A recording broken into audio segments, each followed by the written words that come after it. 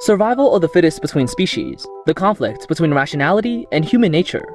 The concept that Parasyte wants to express is actually somewhat similar to that of Hunter x Hunter's Chimera Ant arc, but it is also completely different. Only in terms of depth, Parasyte is slightly inferior to other works that are called classics. The content of more than 20 episodes limits its structure, which doesn't allow it to break past its limits.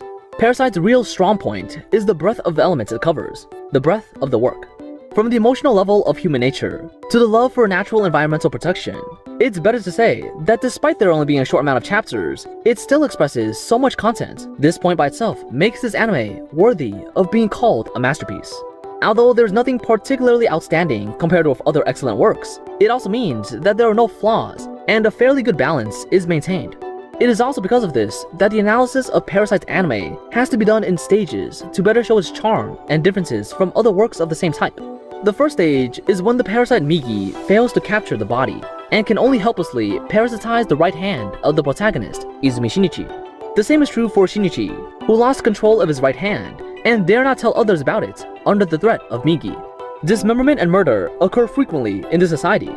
For Shinichi and Migi, as long as they can protect their own living environment, it's good enough for them, as they don't have the ability as well as obligation to save the world.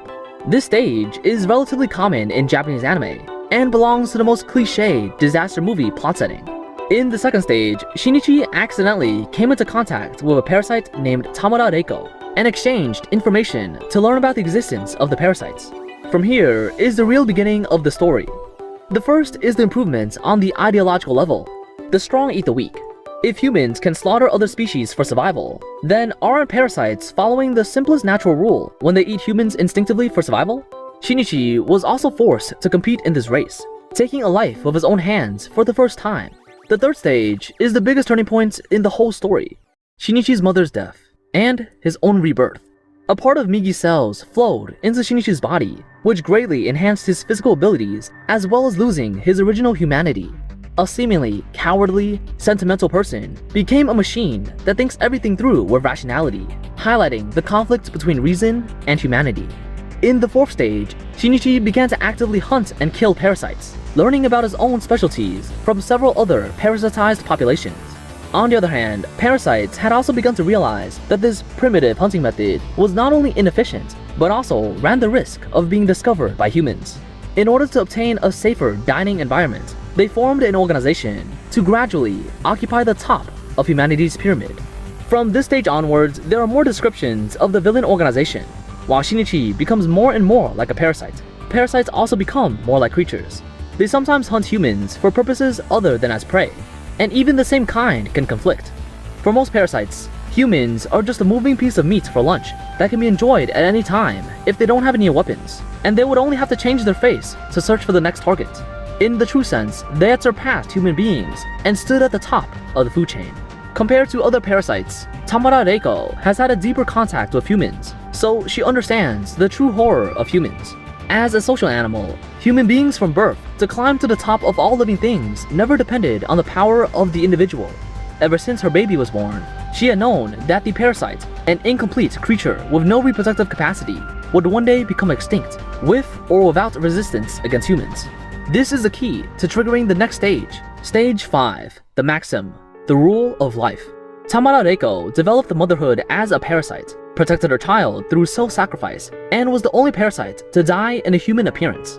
As the most exploratory individual in this species, she had always wanted to know what kind of existence she was, from targeting specific species to humans and parasites, as well as finally to the meaning of life, the law of nature. These two philosophical questions have not been able to get an answer that everyone agrees on for thousands of years. This is also true for parasites. Tamara Reiko gave up thinking on this road and opened up a new road, the relationship between humans and parasites. Parasites, as a creature that cannot reproduce offspring, is actually fragile from a species perspective and must only be a dependency on human beings. The reason for their birth is to exterminate the human race, but the only way they can survive is to coexist with humans. The relationship between Shinichi and Migi is the ideal that she had been pursuing, so when she finally got the answer, she entrusted the two individuals with the key to the next answer, awakening the human part within them. Stage 6, Humans and Nature. This stage is almost synchronous with the previous stage. But the themes expressed are completely different. The racial war between humans and parasites has officially started. Perhaps the term war is not very accurate here, because the human side has an absolute advantage. As predicted by Tamara Reiko, parasites are simply vulnerable in front of the human group. For the human side, there are only 3 unexpected factors in this massacre, one of which was that the strength of the parasite Goto was far beyond their imagination, as the lack of sufficient intelligence caused a large number of casualties on the human side and led to it escaping. The second is the betrayal of murderer Uragami. The most impressive is the speech made by parasite leader Hirokawa Takeshi. Humans destroy nature. Even after the extinction of countless creatures, they are still cheeky in advocating the protection of the environment and label their actions with greatness. The so-called protection of nature is nothing but the protection of human beings. Humans are the real parasites of the earth. The theme that human beings are the cancer of the earth is also frequently seen in other world-weary works. It is also emphasized that a new species would suddenly appear one day to reduce the number of humans and prevent other species from being wiped out by humans.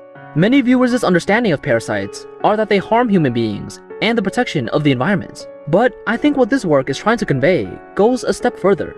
Stage 7. Oneself and Race. It was only in the battle between Shinichi and Boss Goto that I really understood what Hirokawa Takeshi said. The almost invincible Goto was easily defeated by the garbage made by humans. Humans just randomly discard garbage that is extremely dangerous into the environment. But at this time, Goto had not completely died. He was still gathering cells to try to revive. Even if Shinichi did nothing, he only had a 50-50 chance of resurrection. These short few minutes of plot is what I think is the most essential part of the whole work, and it directly elevates the connotation. In the beginning, after knowing the harm caused by human beings to nature, Shinichi thought from the perspective of the whole world, and put the harm of human beings to the environment, as well as the harm of parasites to human beings on a scale. Since there is only a 50% chance, then put your life in the world's hands and let it decide. He turned around and left. It then quickly returns to the perspective of Shinichi as an individual. I am just a small human being. The most I can do is protect my family. Just like humans protect themselves for the reason of protecting nature, I also protect my family on the grounds of protecting human beings. There is no fault in your existence, but I just want to kill you for myself. Please forgive me for being so selfish. Originally, all stories should end here, but I didn't expect that in this last episode, it once again broke through its original structure, expressing the violence and love of human beings. The final enemy Shinichi faces is not a powerful monster like Goto, but a complete and weak human being like his former self. The philosophy that the murderer Uragami believes in is very similar to parasites. The strong eat the weak in the law of nature. Humans had always called themselves high-level animals, and when they see other human beings interfering with nature, they'll tell them not to break the rules of nature. It seems that the Homo sapien race is considered above the entire world. No matter how much technology is used to decorate oneself, it cannot cover one's deepest violence. Uragami is the embodiment of this primitive violence. The so-called love in this last episode is different from the love between lovers and the maternal love that has appeared before. It's not a romantic or ambiguous existence, but an emotion that can truly promote human progress. Hirokawa Takeshi thinks about the future of mankind as a human, but also says that human beings are the parasitic beasts of the earth. Tamara Reiko thinks about the future of the parasitic beast as a parasite itself, but says that parasites are the children of humans. After seeing all of this, Migi came up with its own answer. Humans are creatures with a lot of time on their hands, but this is also the greatest merit of human beings. It is precisely because human beings have a spare space in their heart that our ancestors could no longer be satisfied with the purpose of survival alone, in which they then developed our civilization and established a culture. Under the condition of satisfying our own needs, we still have another space in our heart to have needs for emotions. We will cherish a life that we have only seen for the first time and give our extra kindness to other things. It's not hypocrisy, it's what drives humanity. From seeing humans as inferior beings at first, to admiring the greatness of humans, the changes Migi has achieved in these stages are far more than the others. From the time it killed the first of its kind, it was still a pure rational incarnation like other parasites, believing that this victory came from individual differences, that parasitism in humans is better than parasitism in dogs, and that the suppression of a race is everything. Like Migi, the next few opponents are all parasites who are parasitic on humans. who ignored Shinichi's power as a human and was defeated by the power of teamwork. However, Goto was far stronger than Migi, whether in terms of individual or team fights, and was only weakened by infighting as a result. From treating all creatures other than himself as enemies, to recognizing Shinichi as his partner, and finally showing mercy to a fellow who might kill him in the future, leaving life and death for his partner to judge. All of this proves that there is also space that occurred in Migi's heart. What followed was great curiosity, as it decided to spend its life researching this treasure of contact points between human collective consciousness, returning Shinichi's right hand, and embarking on a journey once again. The words and deeds of each character in the work have their own special meaning. Even the heroine, who was hated by many people, colluded with the whole work and kept repeating the same words. "You are Izumi Shinichi-kun, right?" This is asking about the nature of a person and how a person is defined as a person through infallible biological proof like DNA, an obscure existence like a soul, or a person's status in society. For Shinichi, who had a non-human substance enter his body that had a completely opposite personality and who has been paid special attention to by the police, it seems that he has none of these. But he also seems to have never changed. From the beginning, he was the timid and gentle young man who had become extremely strong in order to protect the people he cherished. The heroine asked several times regarding, "You are Izumi Shinichi-kun, right?" Not just in the literal sense, but something deeper, similar to the search for the origin of human beings.